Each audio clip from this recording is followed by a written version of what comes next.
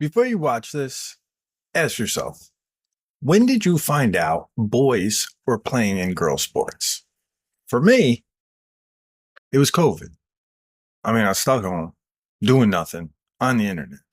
And I'll be honest, I thought it was a lie. I thought it was fake. To be honest, I questioned everything during that time. And then COVID, and then we got back to work and kind of things got crazy. And then all of a sudden I find out that the boys and girls sports is real. And I mean, it is really real.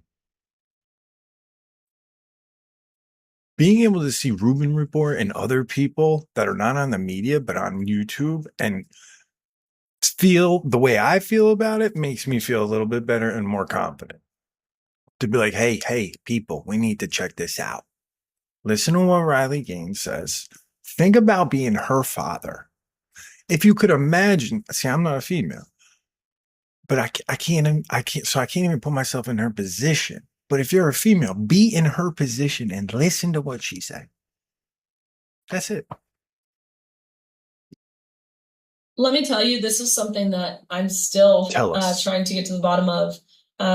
Every single person said, they say our hands are tied. We know this is wrong, but our hands are tied. Yeah. And so I followed it all the way up through the president of the NCAA at the time was Mark Emmert. Now, of course, it's Charlie Baker. Don't even get me started there. It was Mark Emmert at the time, who publicly, in the days following this national championships and the public outrage that this meet received, he released a statement saying he unequivocally stood in his decision to allow Leah Thomas to swim with the women because it's based in evolving science, is what he said.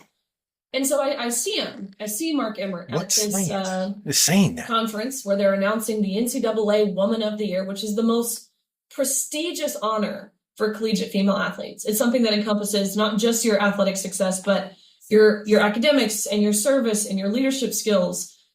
Basically a very well-rounded person. And so each school gets one nominee across all of their female athletes. And so I was chosen as the University of Kentucky's nominee, which was like the most humbling thing ever. We had the #1 WNBA draft pick and Abby Steiner, who's breaking world records in track and field and a national championship volleyball team, but they chose me.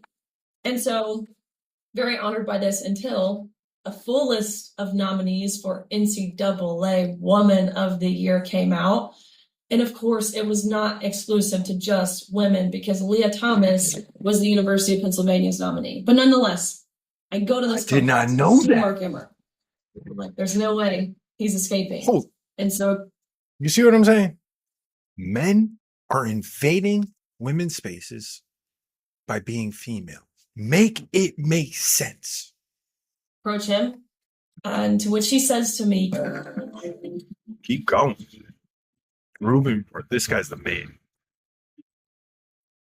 So it was really sort of doubly crazy because not only in essence did you actually win by tying him, you won in reality, but then being told you didn't win. So it's like they're hitting you twice there, which is sort of amazing. You did the thing you didn't even think you could do, and then you're being punished for it, which is rather extraordinary. Had you ever come across a trans swimmer before that? Or was this sort of the first instance of all of that? So this was the first time for me seeing it happen in this way, where a male was allowed to compete with the women.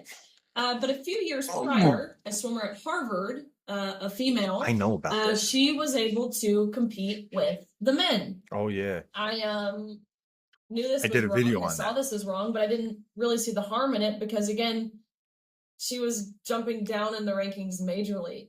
And so I thought to myself, I mean, it actually never occurred to me it could happen the other way. I thought there were policies and provisions in place that would prevent that from happening. Again, not what happened.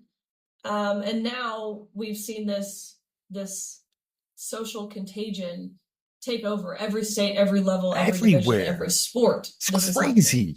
But I hadn't seen it happen the other way. And I'll say one other thing at this meet, which was unique, which naturally the media has done a terrible job of covering, was we had another athlete who was transitioning there.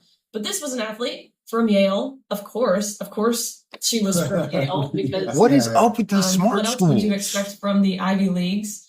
For real. But by the name of Izzy, who began to identify as Isaac. So again, keep up if you can, a female identifying as a man who we were told we fully had to treat as a man. I mean, we had to go to sensitivity training to learn how to use he, him pronouns and she, her pronouns so we can accommodate both of these individuals who identified as trans. And so, Dave, just for optics purposes here, please. Okay, it's the finals of the 100 freestyle, top 8 women in the entire country.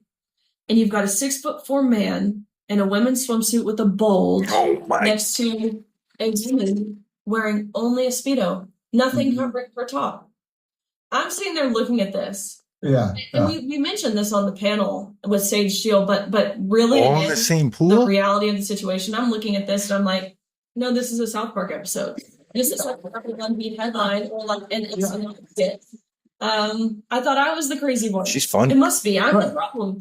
Apparently, you are the problem. Their arms on with big black Sharpie. Let trans kids play as if they both weren't playing in the category that best suited their chances for success. You just needed Macho Man Randy Savage to show up in a bikini, and the episode would have been complete. I actually, we made a couple jokes about this last time, so we don't have to belabor the point too long. But you did just mention the bulge, and I do. I don't want to hear about the bulge anymore. Because in essence, William Thomas, at that time, still had male genitalia that you can visualize. You're in the same locker room. I think we clarified it on the last. Come on, we went over this. As he's now or he does, but his girlfriend doesn't, and he's now a lesbian, or it doesn't even matter. Other than just the absurdity around all of this. Okay, so you get it's after the race. You're told the tie, but he's going to get the gold medal. Tell me, who did they say was instructing all of this when they said, "Oh, well, we're told there's an instructor of how this goes. You have to get the first place ribbon." Like who were they referring to? Let me tell you, this is something that I'm still trying to get to the bottom of. Conspiracy. Every single person said, they say our hands are tied. We know this is wrong, but our hands are tied. Yeah. And so I followed it all the way up through the president of the NCAA at the time was Mark Emmert. Now, of course, it's Charlie Baker. Don't even get me started there. It was Mark Emmert at the time, who publicly, in the days following this national championships and the public outrage that this meet received, I didn't even know he released a statement saying he unequivocally stood in his decision to allow Leah Thomas to swim with the women because it's based in evolving science, is what he said.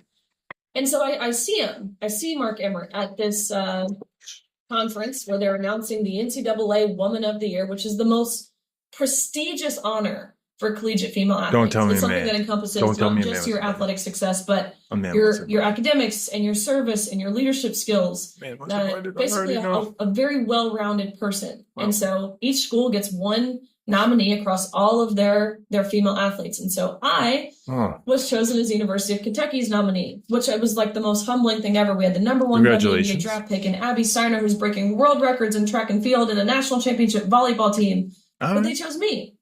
And so very honored by this until a full list of nominees for NCAA Woman of the Year came out.